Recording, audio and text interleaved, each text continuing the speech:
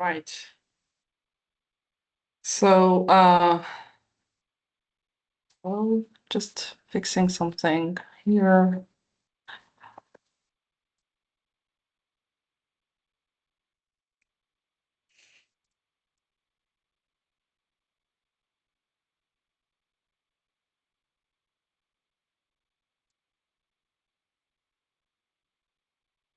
Right. So let's start. Hello, everyone. Thank you very much for registering and attending our final pedagogical webinar in the pedagogical series that we organized since October 2025 till now. So this is our final presentation for this year, at least. Okay. We are very, very happy to have Dr. Ahmed El-Ashhab, who will close this series with a presentation that is very, very interesting. Okay. Personally, I find that this topic is so up to date and so necessary for us teachers. So the talk is entitled Operationalizing the Learner-Centered Approach, Design-only Principles, Practices, and Myths Busted. I'll start by introducing Dr. El-Ashhab, and then I will give him the floor to start straight away the presentation.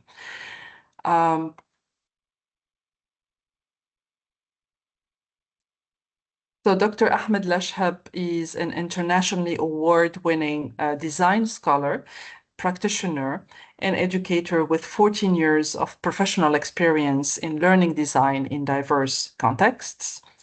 His research focuses on learning design practice with a particular focus on designers' design knowledge and actions, design theory, and design pedagogy. Dr. El-Ashhab has earned his PhD in Instructional Systems Technology from Indiana University, Bloomington, with a minor in Human Interaction and Design. His master's degree in is in educational technology from Grand Valley State University.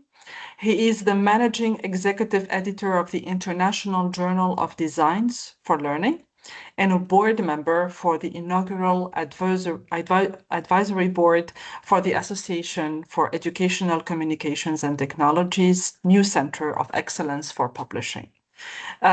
Please join me to welcome Dr. El-Ashhab here in our series, and I will leave the floor to you to start the presentation straight away. مساء الخير عليكم الكل. Hello everyone. It's a truly pleasure to be with you all today. Before we begin, I want to model something that I deeply believe in: transparent pedagogy. So I intentionally designed this webinar to balance theory and practice. So my goal is not to overwhelm you with abstract ideas, but to help you walk with something you can actually use in your teaching. من غدوة. Well, من نهار الاثنين, since tomorrow is Saturday. So now let me start with a simple question. Have you ever walked into a classroom or even your own classroom and felt that students were present, but not really learning? They are listening, they are taking notes, they are even answering questions, but something is missing. Or have you witnessed something like this? In 1930, the Republican-controlled House of Representatives, in an effort to alleviate the effects of the, anyone? The Great Depression, passed the, anyone? The tariff bill, the Hawley-Smoot Tariff Act, which, anyone raised or lowered?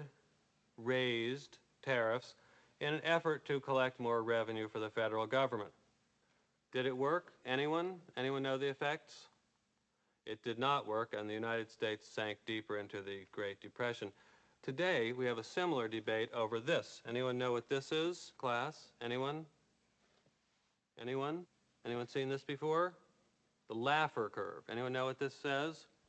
It says that at this point on the revenue curve, you will get exactly the same amount of revenue as at this point. This is very controversial. Does anyone know what Vice President Bush called this in 1980? Anyone? Something DOO economics. Voodoo economics. That something is what we are here to talk about. So today we'll explore three core questions. What is the learner-centered approach and why does it matter? What are the roles of teachers and learners in the learner-centered approach versus the non-learner-centered approach? How do we operationalize this approach in real course design? And importantly, we will also challenge some myths that often distort this approach, especially around universal design for learning and the idea of learning styles. So let's begin with the first question. What is the learner-centered approach and why does it matter? Sometimes the best way to define something is to define what is not. We just watched a short clip from Ferris Bueller's Days Off, which is a 1986 American teen comedy film.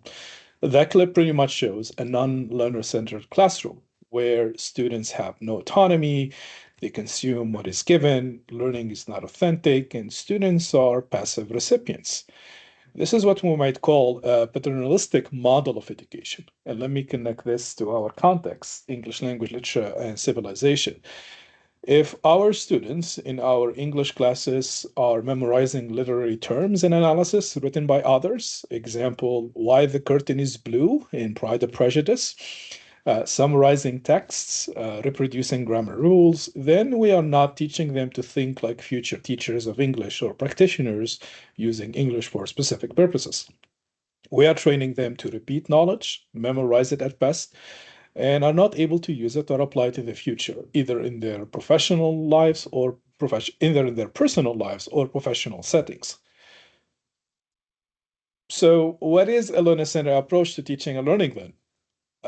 At its core, it is the engagement of students in the hard, messy work of learning. One of the most beautiful quote by Weimer in 2012, who said, I believe teachers are doing too many learning tasks for students. We ask the questions, we call on students, we add detail to their answers, we offer the examples, we organize the content, and we do the preview and the review. On any given day, in most classes, teachers are working much harder than students. I'm not suggesting we never do this task, but I don't think students develop sophisticated learning skills without the chance to practice, and in most classrooms, the teachers gets far more practice than students. But learning, as evident by tons of research on learning psychology, on cognition, brain sciences, show that learning does not happen through observation alone.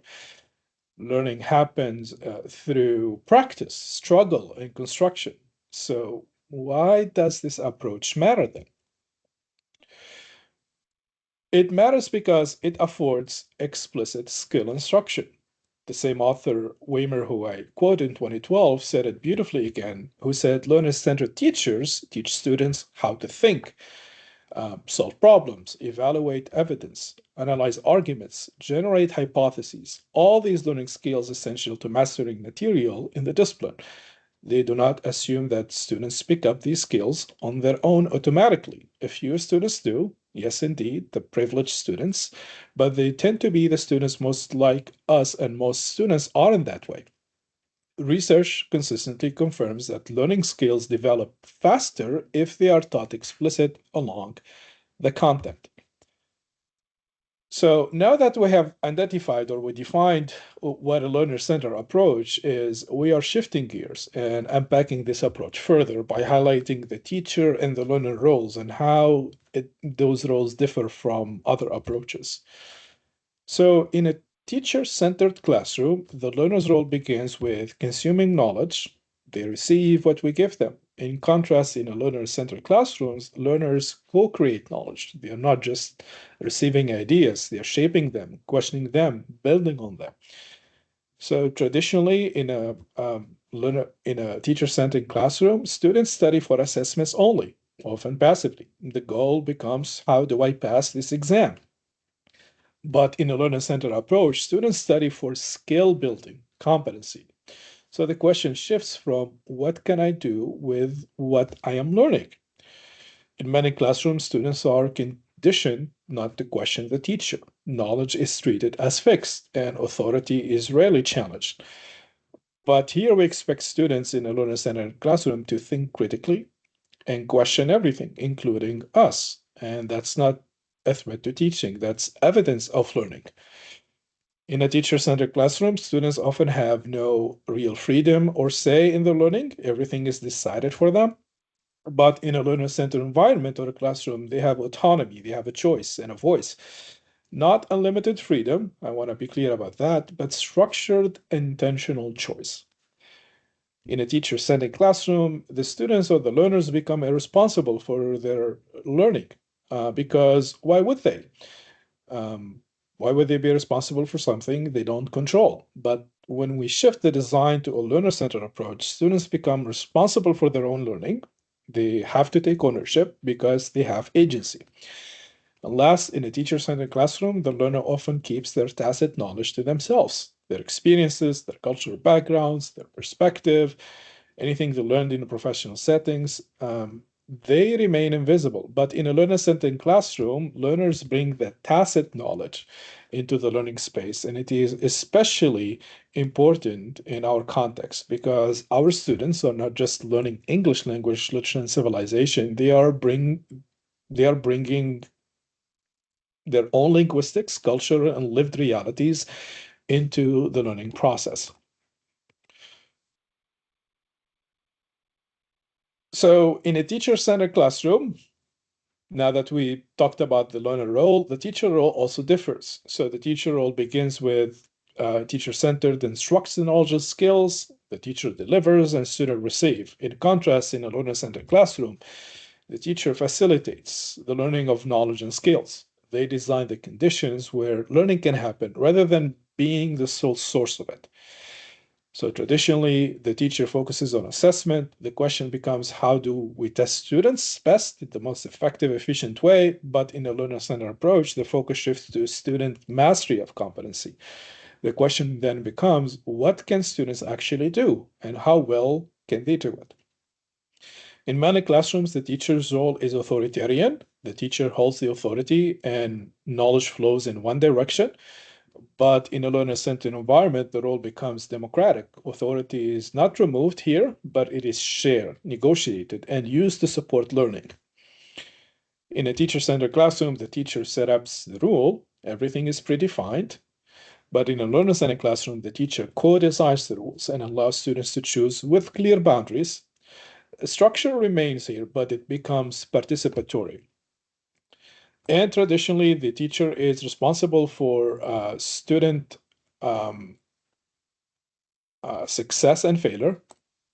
Everything rests on the instructor, but in a learner-centered approach, the responsibility is shared. The teacher guides, supports, and designs, but students are active partners in their success. And finally, in a teacher-centered classroom, the teacher often refuses or overlooks learners' tacit knowledge. The students' experience remain outside the learning process. But in a learner-centered classroom, the teacher honors and uses learners' tacit knowledge. So what the students or learners bring into the classroom becomes part of this learning itself. So again, what we're seeing here is not a loss of control, it's a shift in role from being the source of knowledge to be the designer of learning experience. And that shift is where real learner-centered teaching begins. Now let's shift gears from philosophy, from theoretical terms to design, to intentional practices, because a learner-centered approach is not just a belief system. It has to be operationalized through intentional design decisions. To that end, we need to establish design considerations for three dimensions: learning outcomes, content, assessment, and overall pedagogy. First, learning outcomes in learner-centered approach become competencies. You're most likely familiar with Bloom's taxonomy. This is taxonomy that highlights the different level of learning in their order, and we're coming back to it now. We have Gen AI, ironically. With the learner-centered approach, learning outcomes need to move beyond the understanding and remembering level. In this respect, the outcomes need to start with the foundational level of comprehension and move all the way to the top, to the evaluate and the create level. Now, zooming out with the learner-centered approach, when it talks about course design, it means that courses need to be designed around specific competencies that are reached through specific and measurable learning outcomes. Such competencies must be authentic to learners' current and future needs, and each competency is aligned with specific assessment. So, for example, let's take a look at this learning outcome. Identify literary themes in specific literary texts. Again, Pride and Prejudice. I have a trauma with Pride and Prejudice novel when I was a student in Faculty de Lettres Physics. This outcome needs to be revised and aligned with specific assessment. So a better version would be analyze how themes emerge and justify interpretation. Another example would be define translation technique for business documents or business doc. So once it's revised and aligned with an assessment, this outcome becomes translate business documents in diverse contexts using diverse techniques. That's a fundamental shift, and because it moves from knowing to actually doing. Again, the approach demands that we scaffold learners so that they can climb this pyramid from the bottom and end at the top, at the create at the top. This is, once again, I want to highlight because GenAI, ChatGPT, Gemini, and many other tools are in everybody's brain. And the question always is that, oh, my students are using ChatGPT to create papers or to do the submissions and to answer these questions. Yeah, because these tools can efficiently and effectively demonstrate mastery of level 1, level 2, and maybe level 3.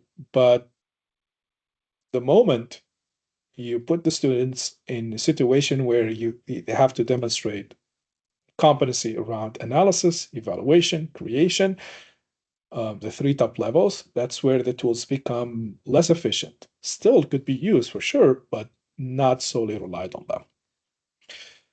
So now that we have considered learning outcomes, we deal with content. Notice here that I did not start by talking about content first, and that was intentional.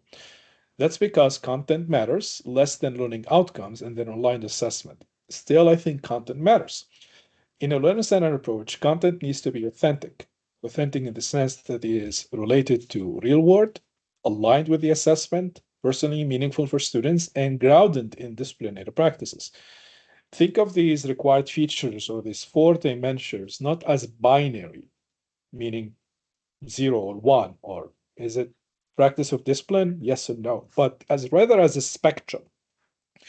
So as our scale slides to the left, we encounter inauthentic learning, ergo, or thus, a teacher-centered approach.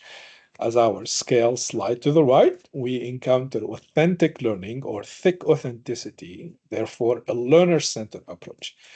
This has been highlighted by tons of research, particularly from Schaaf and Resnick, since 1999, and multiple articles and books about authentic learning and what thick authenticity means. And it's one of the research interests of my lovely spouse, Dr. Victoria Bramenka-Lashep. So shout out to my lovely spouse, Dr. Victoria Bramenka-Lashep. Let me give you a quick example from our context. So instead of asking students to simply read about argumentation, we can design an experience where they analyze real political speeches and then produce their own arguments in response. Now, content becomes a tool for action, not just something to cover. This is where we're going to pause for a few minutes to hear from you. And I'm not going to move forward until I hear at least from two participants. Give us an example of something you think the content would you like related to real world, alignment with an assessment, personally meaningful for a student, and the use of practice of discipline. I would love to hear a few examples from at least two people.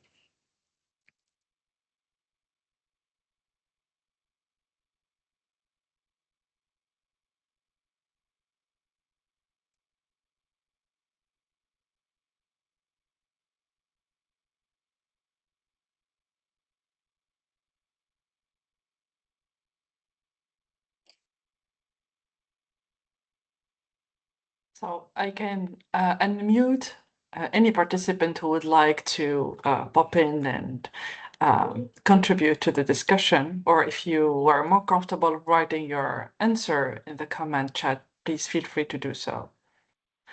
So yes, can you repeat the question, Ahmed? Yeah. So you can choose one of these 4 dimensions related to real world, aligned with assessment, personally meaningful for students, use of practice disciplines, and give us an example. So the question is, for example, related to real world, what do you think the content would look like in your own teaching context? If you want it to be personally meaningful student, what aspects of the content make it meaningful?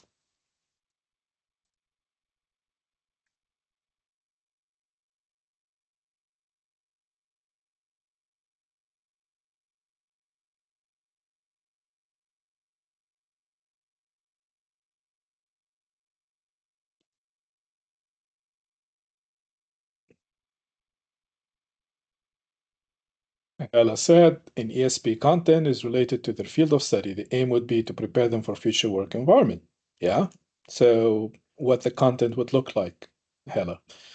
Would it be real reports from companies? Will be, for example, some marketing materials, authentic communication between um, authentic business communication, such as like memos, reports, executive summaries, things like that. Hello?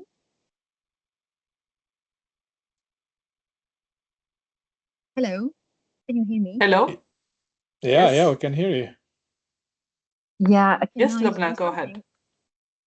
Thank you, Basma. Thank you for this interesting event. And I love also to thank Dr. Bishop for this presentation. Can, Actually, I'm going to talk about an example that I actually do in my teaching ESP.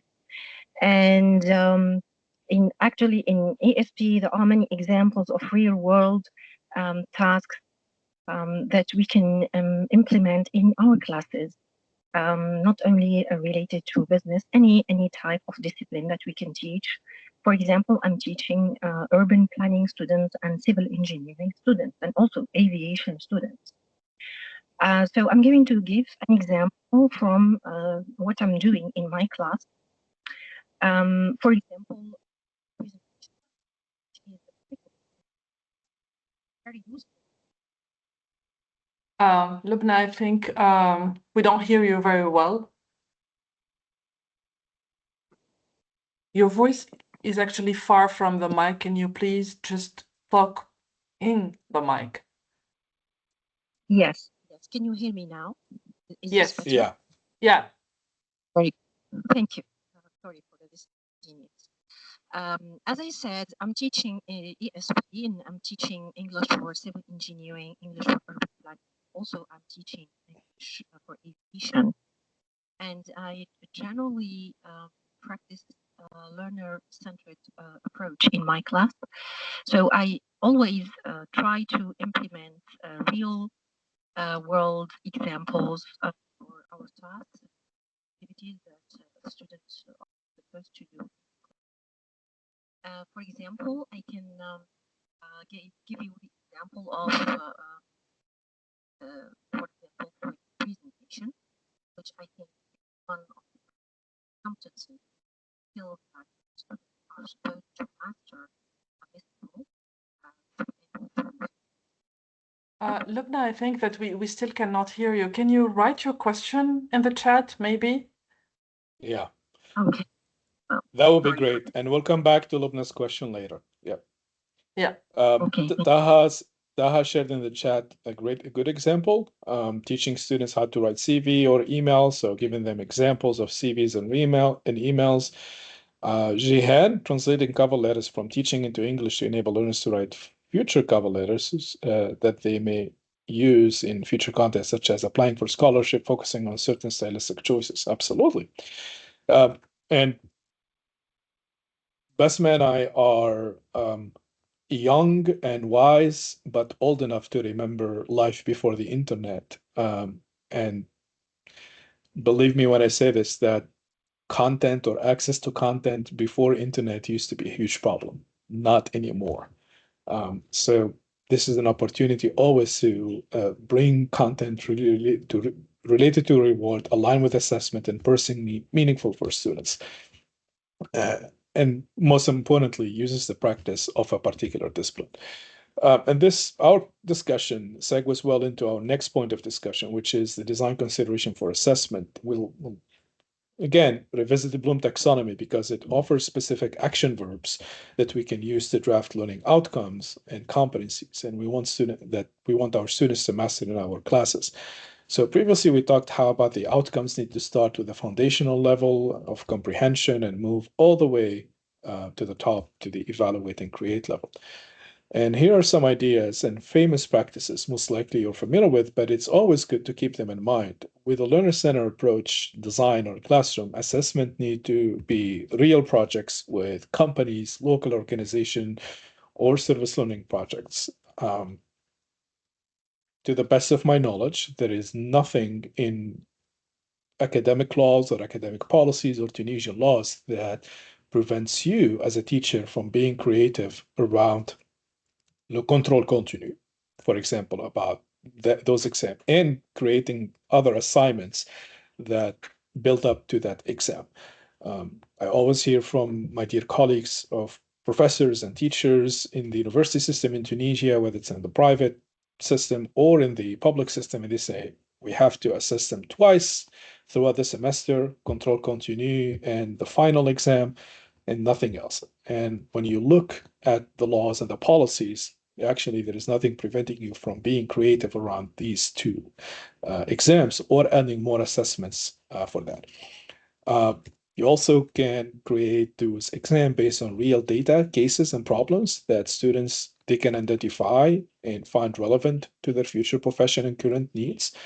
In this case, you can create maybe 3-4 versions of the same of an exam. Some students who probably interested in literature, some students who are interested in English for a specific purpose, and students interested in civilization, for example.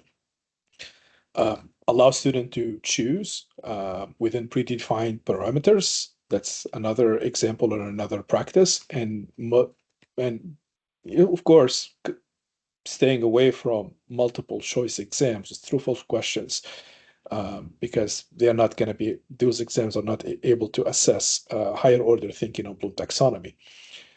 So there are many other assessments that could be implemented that are again learner-centered.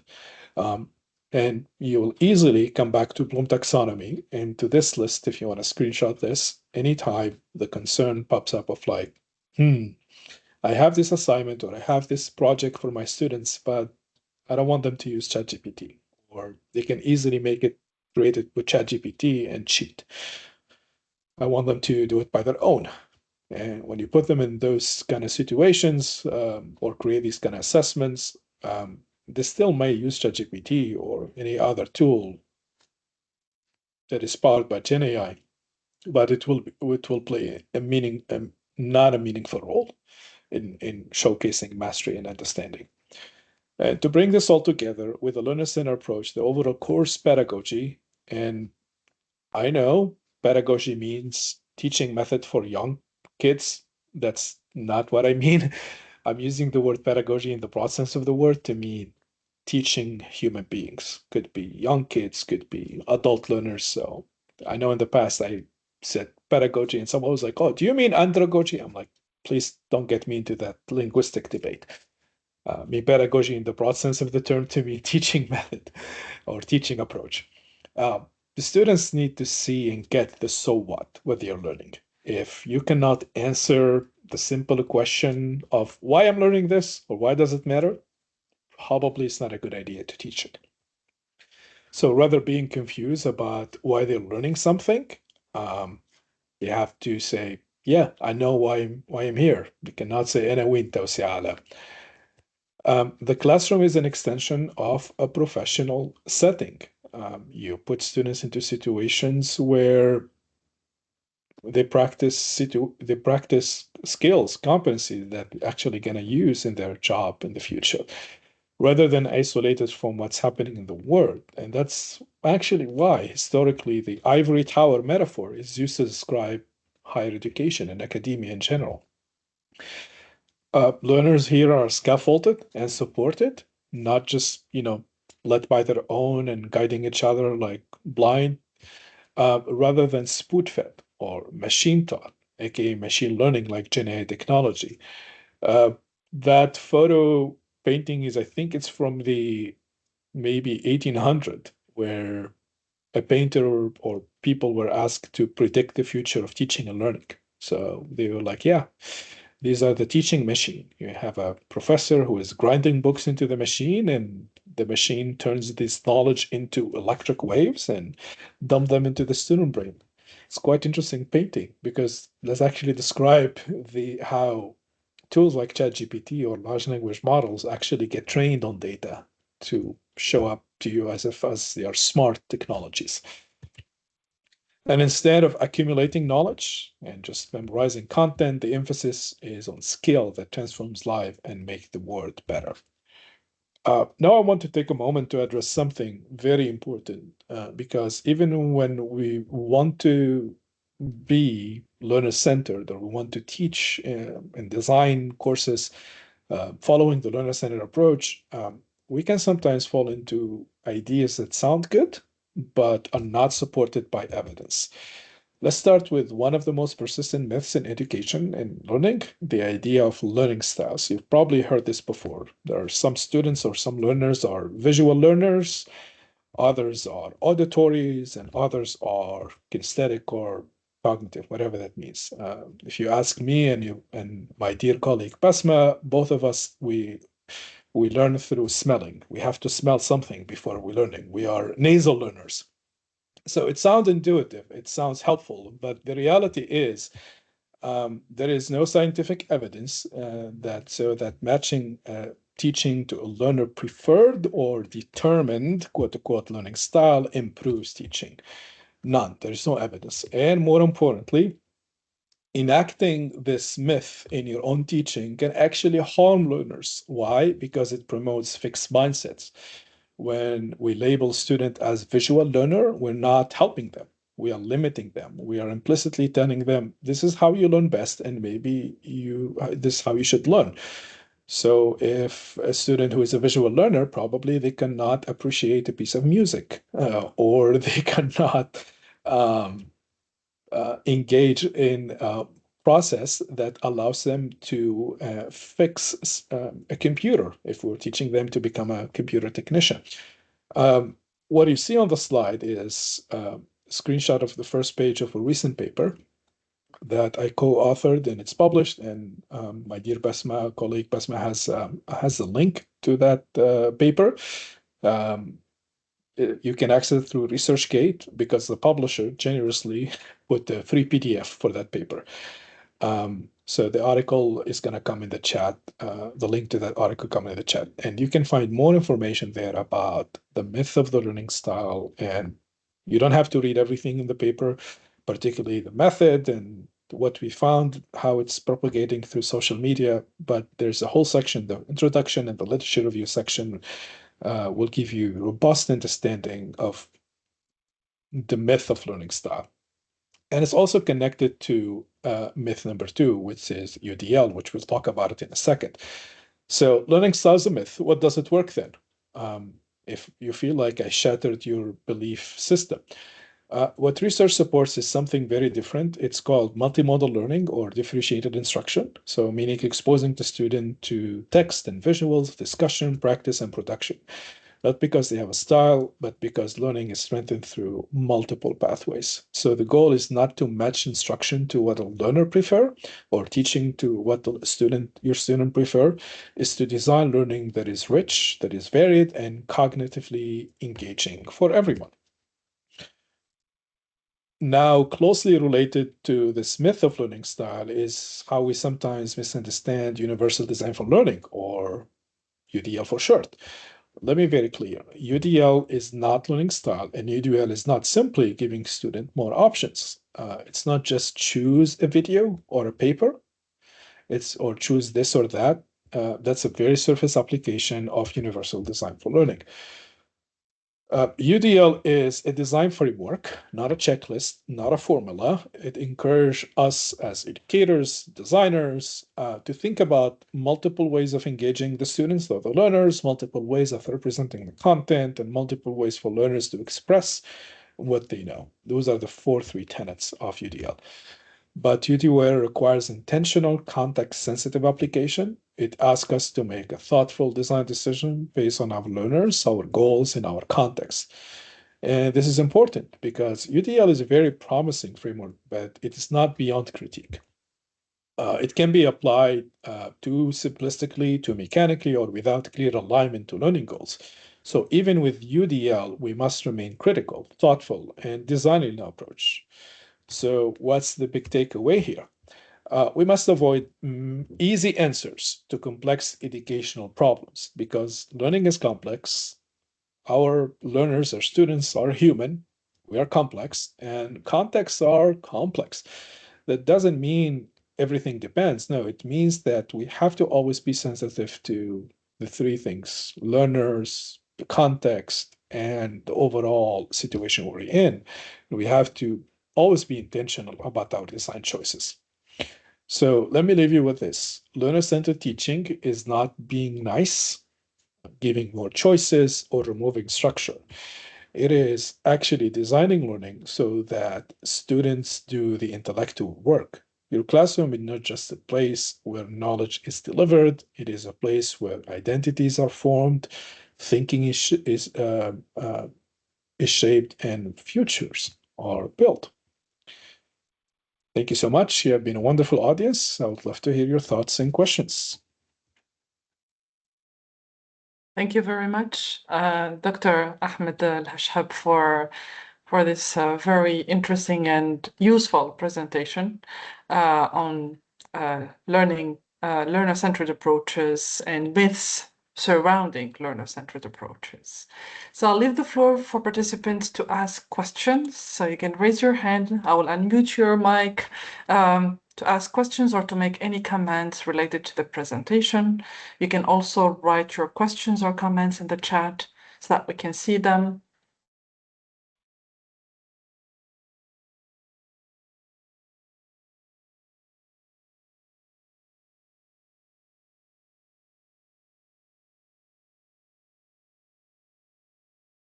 Perhaps we can go a little bit through the comments that were made.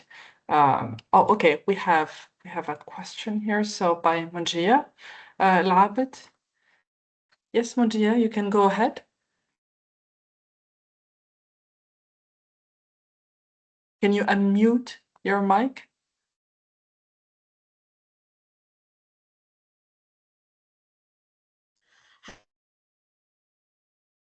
Hello. Hello. Full presentation. Hello, can you hear me? Yes, we can Hello? hear you. Yes.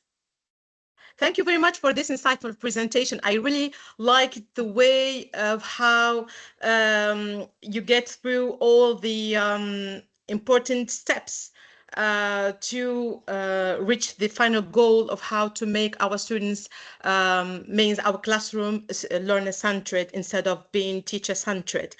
And I've been working on this topic, and I really was very happy when I received the email that you are gonna have this presentation, because really teaching ASB students is a hard work, and in spite of trying to apply different methodologies, and I know most of the techniques of how to deal with means learner-centered classroom, the problem persists really.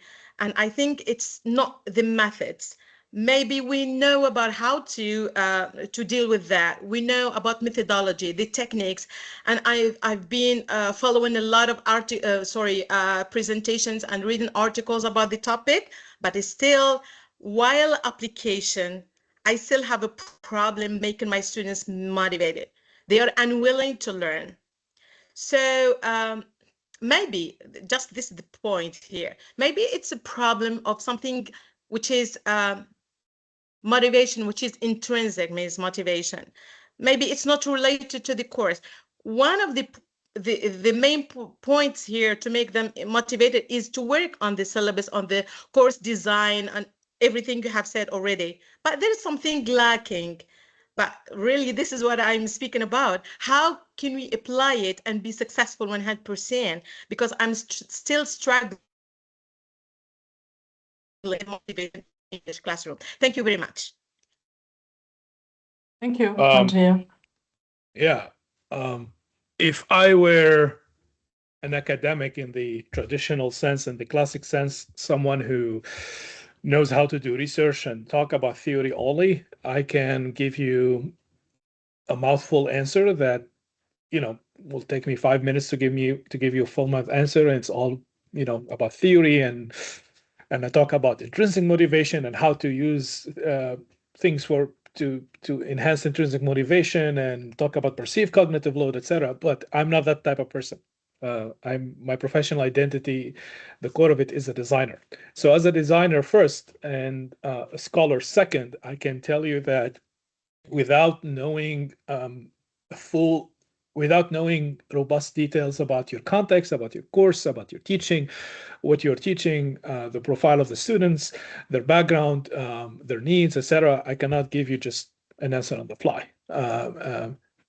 Things need to be context dependent. So you said something like, "Oh, my students doesn't want to learn, or they are unmotivated to learn." Well, we need to get to the bottom of that first. So once we get to the bottom of that and we get to the root cause, we get to real hard data that tell us why they are unwilling to learn, why they're not motivated.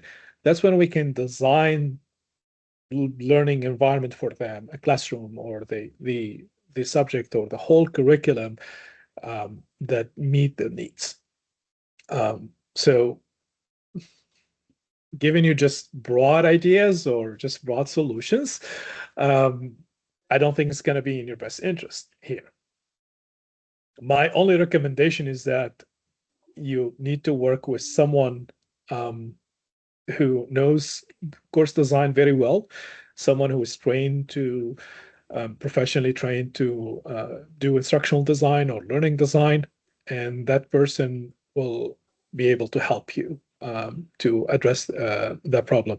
And your question actually brings me to say something very important about the way we are preparing future teachers in Tunisia, or the way we have been preparing future teachers in Tunisia. So, since the independence, or probably before that, we have always prepared future teachers to master content first and learn about design and learn about design methods, design approaches, methods, techniques, and tactics second and minimally. And that needs to flip. That proportion needs to flip. The future of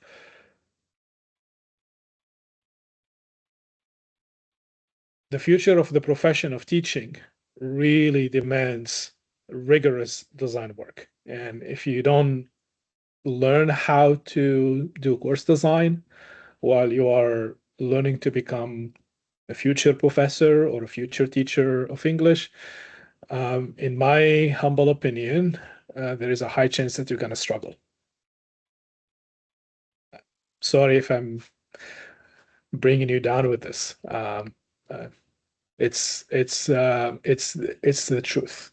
I have said it before. I suspect universities in probably 10 years, but in Tunisia or everywhere else in the world, if they stay as they are, if they don't invest in redesigning teaching, redesigning learning, redesigning assessment systems, and making them authentic, learner-centered, and tied to future jobs and future specific competencies for every major, for every disciplines, university is going to be empty. And the Tunisian government, rightfully so, will have to fire faculty. Will say, "You have, I have enrollment cliff. I cannot afford to pay salaries for this number of faculty or this number of professors in this university." So yeah, the Okay. what I'm talking about, it's already happening. It's already happening in the United States. It's already Thank you very much. happening. Yeah, it's already happening in the United States. Already happening in many other countries. Uh, And the answer is course design. Okay, Wenjie, would you like to comment on this or? Very much for your answer, but yeah, thank you very much for the answer. But I would like to say that I have a good experience in course design. So I had a master degree in instructional technology, so I know what he's speaking about. Good. And I have experience in designing different courses and the problem persists. So I'm speaking of think that it's really, for example, I have a question, sorry. Okay, what could be the perfect, for example, course for business students? Mhm. So I have a master's in education technology. I have practiced instructional design for 15 years. I'm a professor now at the University of Kansas, and when I design courses, I work with instructional designers. I don't design my own courses alone. Okay, just like an architect really sometimes needs to bring another person. So again, you are the subject matter expert, you are the teacher, you're so much involved in your course, you have to bring somebody else who doesn't have that bias that you see. It's wonderful that you have a master's in instructional technology, you know about instructional design, course design. You still need to bring someone else when it comes to your own course. You can serve as a course designer for another professor. Now, for business students, if I were teaching an English class for business purposes, I have to first to survey the jobs, the competencies that required by jobs that my students will are interested in the future. Is it translator? Is it marketing? Is it this? Is it that? So first come up with a list of very specific competencies that are drawn from specific competencies. Madame Fatma Belhaj at the University of Sfax and Faculty de Lettres in Sfax actually has done that when she redesigned the professional master's program in Sfax. She went to different companies in import-export, in oil and energy, in marketing, in computer science, in agriculture, she went to airline companies and asked for these kind of competencies that they require from those who want to use English for a specific purpose. And she translated all those competencies into particular courses. She grouped them by themes, and every course now in that master program is aligned with specific competencies. So the students are learning these competencies are not like, oh, why are we learning this? From the very beginning, you tell them, here's the job description. You want to be a flight attendant? Here's the job description of a flight attendant. Here are the communication or the linguistic competencies portion of that job description. That's what we're learning in this class. Thank you very much. Okay, I think that there are questions that are related to Manjia's question and comment. So, for example, Ikram is saying, if students are low achievers, how can a learner-centered approach be applied in a way that motivates them? So, the topic of motivation really is brought up very often here. We have also another comment with, for example, how can a course be designed to meet the needs of students with varying levels of achievement? So perhaps these are kind of like connected to this, right? So students who are low achievers, right? And students, okay, who have different levels of proficiencies and using a learner-centered approach. Sure. Yeah, sure thing. Yeah, I'm dealing with that in my own class right now. I'm teaching graduate level class, and I noticed that from the second week that there is an achievement gap between students. And for those who are low achievers, for those who are scoring significantly below their peers, because at the end I want almost to be like a normal distribution or skewed a little bit to the right. I'm designing extra scaffolds for them on the fly. So I'm giving them extra scaffolds. I'm giving them extra resources. I am working with them closely to um, um, consume the materials better, offering extra extended office hours for them, and being more lenient in terms of core policies, meaning that they are allowed to submit an assignment multiple times. Mm. Yeah. Mm. So Yeah. the answer is that you have to enact specific design solutions for them and work more closely with them. That's gonna Mhm. take on your bandwidth as a teacher. It's gonna require more Mhm. time. Absolutely. And this is why if we enact the learner centered approach, particularly following the idea of competency-based education, we won't have students passing, going from 1 year to a year with that achievement gap.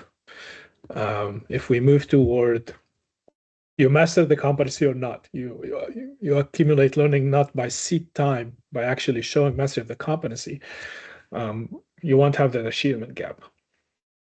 Right. I think that that answers also another comment, like how can, or another question by Taha, who said, how can we as future teachers balance learner-centered activities with syllabus and time constraints? We do have Mhm. always time constraints, I think, and we take a lot from our time to do those Yeah. differentiated Yeah. type of instruction, right? Yeah. Absolutely. Yeah. Mm. Yeah. Yeah. And this is where I think, this the data shows up, like we arrive to see these low achievers, particularly if we're thinking of the Tunisian system of higher education. We start to see these data and start to group these students as low achievers versus high achievers with the first assessment, which usually happens mid-semester. I think that's too late. I think the first assessment, the control continuity happening always midterm, it's too late to assess students. I think we really yeah, needs to be almost there is a weekly assessment. And the earlier you catch that, the more you will be able to have much better and more effective solution to that. Mhm. Right. Haula is saying some students are not willing to, in literature classes, like they're not very motivated, I think, because they keep questioning the value of the topics taught. For example, rise of national literature in the US as an example. So they question the topics that Yeah, are taught in literature classes. So yeah, perhaps it's a question yeah, of motivation too. These are not the kind of topics, or they don't see why they are useful. yeah, yeah. And it could be rightfully so. Mm. I don't want to talk about literature and how the way literature is being taught in English departments and classes because I may end up offending some people. I mean, I was with you, Basma, in the latest conference about authorship, and I was sitting next to several people, and every time there is a presentation about literature, and I'm like, okay, that's my reaction every time I hear about literary theory. Uh, when it comes to, at least speaking from my own experience and based on what I'm seeing right now, when it comes to literature or teaching literature in English departments or English programs around the country in Tunisia, I think the issue is really the way it's being taught and really the way it's being framed and the way it's being um, um, offered to the student as a competency for future job. So yeah, there are a lot of there are a lot of there are a lot of courses in the US that talk about literature, but they turn them into more into literature appreciation, and they are more keen toward specific skills and competencies.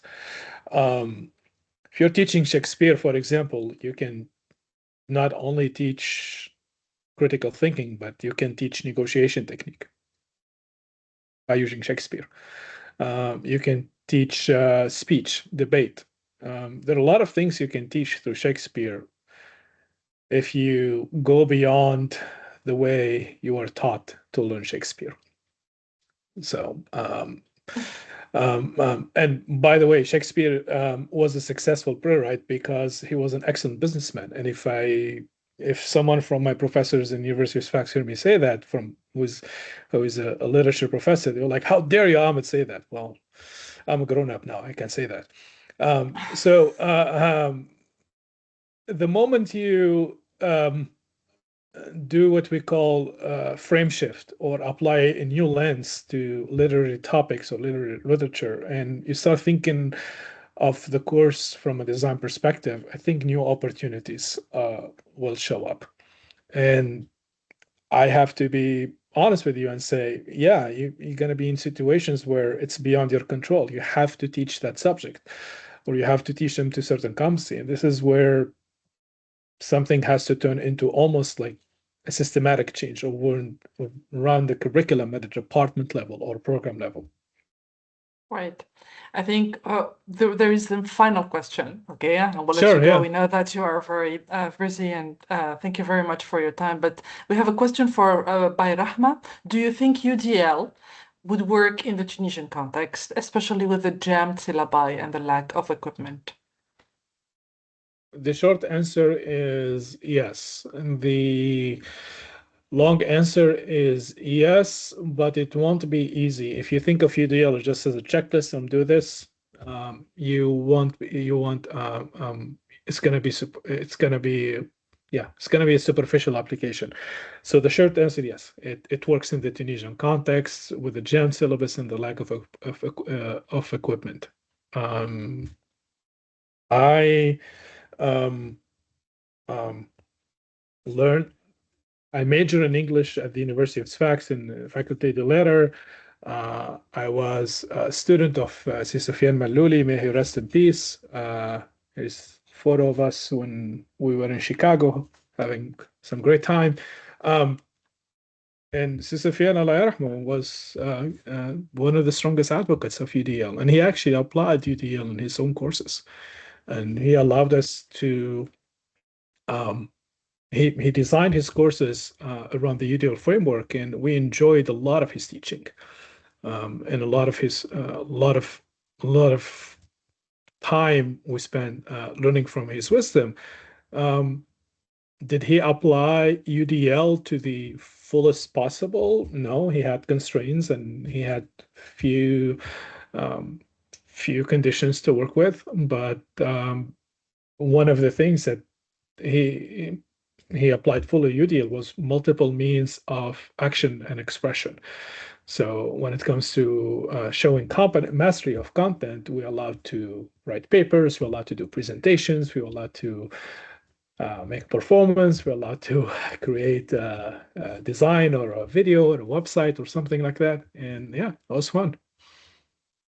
Okay, thank you very much. That's very interesting and useful.